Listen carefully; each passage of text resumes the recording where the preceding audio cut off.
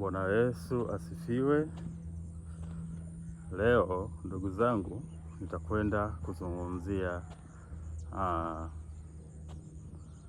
utakatifu na kuzijua njia mbalimbali ambazo shetani yeye anatumia ili kukuangamiza roho yako.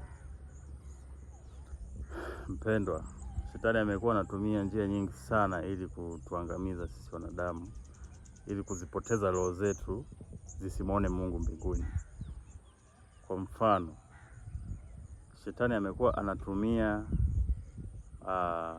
njia ambazo zinakaribiana kabisa na ukweli. Yaani yeye ni baba wa uongo. Soma hata Biblia inasema yeye shetani ni baba wa uongo.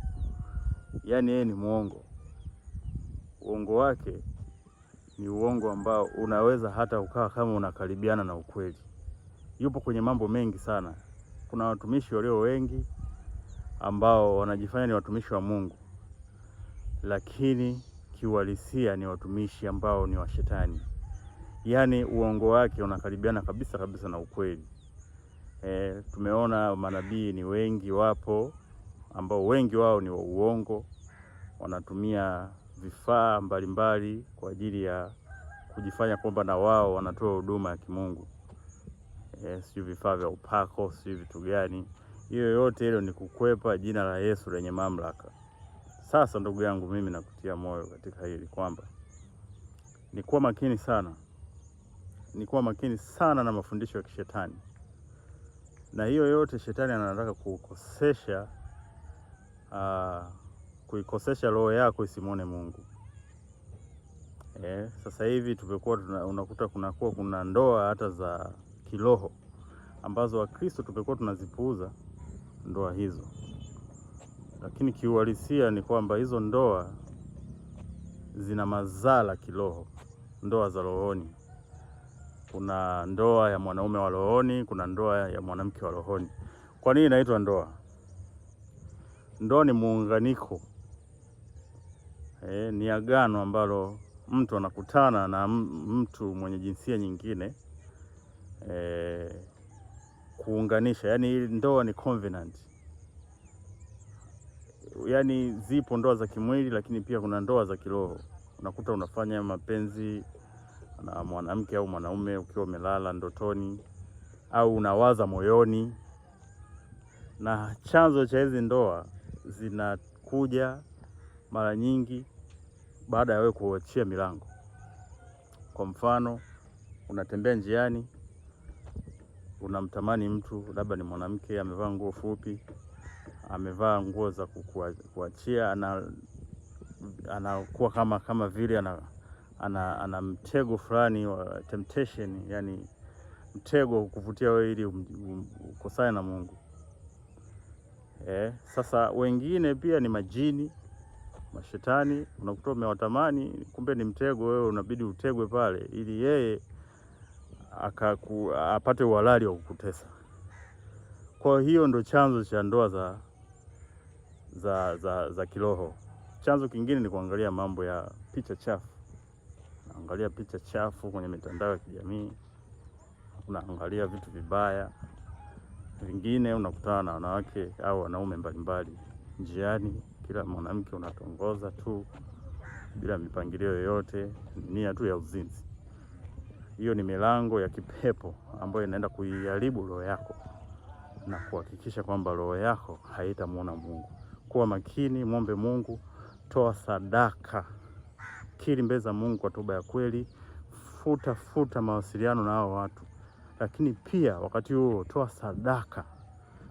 Nenda kwa mchungaji wako ambaye ana nguvu za kimungu, akuombee, aondoe hizo roho na kufunga hiyo mikataba ya kipepo ambayo inakufanya wewe uteswe kiroho.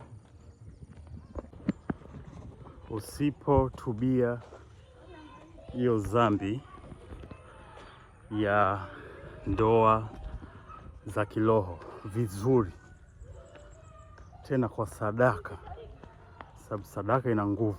Usipotubia haitakutoka hilo agano, haliwezi kukutoka. Zitaendelea kuja hizo ndoto, lakini wewe utaona ni ndoto, kumbe uhalisia ni mambo yanaendelea rohoni. Lakini pia kuna ndoa za kimwili. Ndoa za kimwili pia Mungu atusaidie.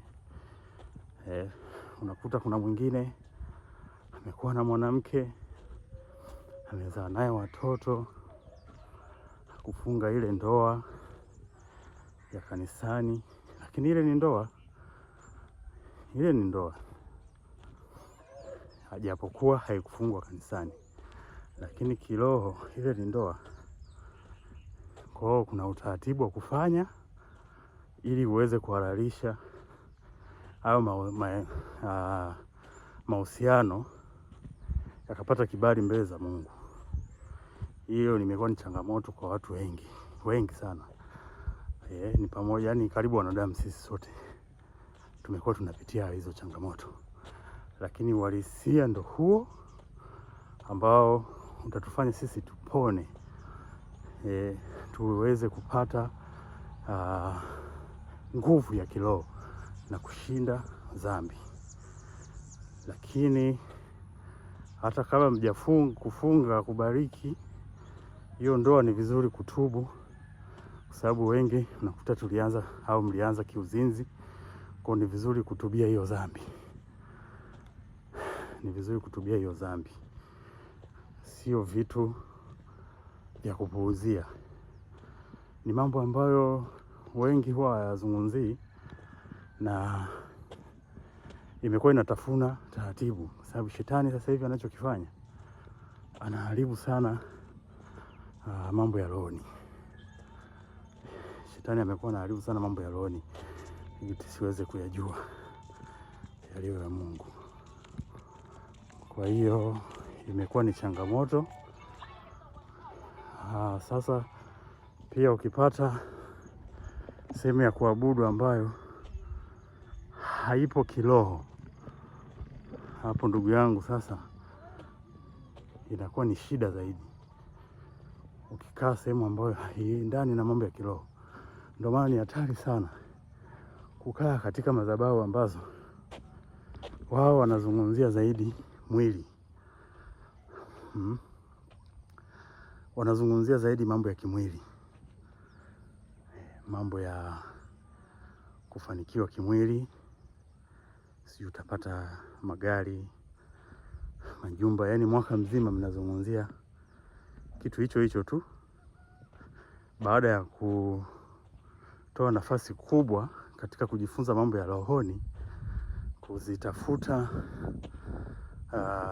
neema za Mungu, kulitafuta neno la Mungu na kumtafuta Mungu kwa roho na kweli, ili hayo mengine tuzidishiwe sasa, ambayo tunasema ni utajiri na mambo mengine, kwa kuwa mambo ya utajiri hapo mikononi mwa Mungu. Lakini kipaumbele ni kutafuta ufalme wa mbinguni kwanza. Ufalme wa mbinguni hatuwezi kuupata bila kuwa vizuri katika roho. Hatuwezi kupata ufalme wa mbinguni bila kuwa vizuri kiroho. Itakuwa ni kazi bure. Unaenda kanisani, lakini kwa sababu mambo ya rohoni hayapo, unajikuta hata ile nguvu ya Roho Mtakatifu pia haiwezi kutenda kazi ndani yako. Sasa hivi kanisani tumeshuhudia mambo ni mengi. Mtu anaenda kanisani lakini ameshakufa kiroho. Umeenda kanisani lakini unachati kwa siri na mwanaume au mwanamke mwingine. Mnajua pale mnamficha mwanadamu, kumbe mnamficha Mungu. Mmekuwa mnachati kwa siri message chafu ambazo zinaashiria kwamba kuna mvutano ambao mnavutana, hata kama bado hamjaambiana kwamba mnahitajiana, lakini kuna kale kama mvutano fulani ambako katikati sasa pale tayari shetani anakuwa ameingia. Kwa lolote linaweza likatokea pale. Mazoea ya kupita kiasi baina ya jinsia mbili tofauti. Yaani kuna yale mazoea ambayo sio yale mazoea ya kimungu. Ni mazoea yale ambayo yameshapitiliza. Natumia na picha vya uchi na nimeokoka. Sasa shetani ndo anapiga humo, kwa sababu kama ukikaa sehemu ambayo haizungumzii mambo ya rohoni, utakutana na hayo yote na Mungu atakuhukumu kwa dhambi hiyo hicho unachoona ni kidogo ni kikubwa sana, na shetani anakuwa ameshawini kukamata roho yako kwa njia hiyo. Kwa hiyo Mungu atusaidie sana, watumishi wa Mungu.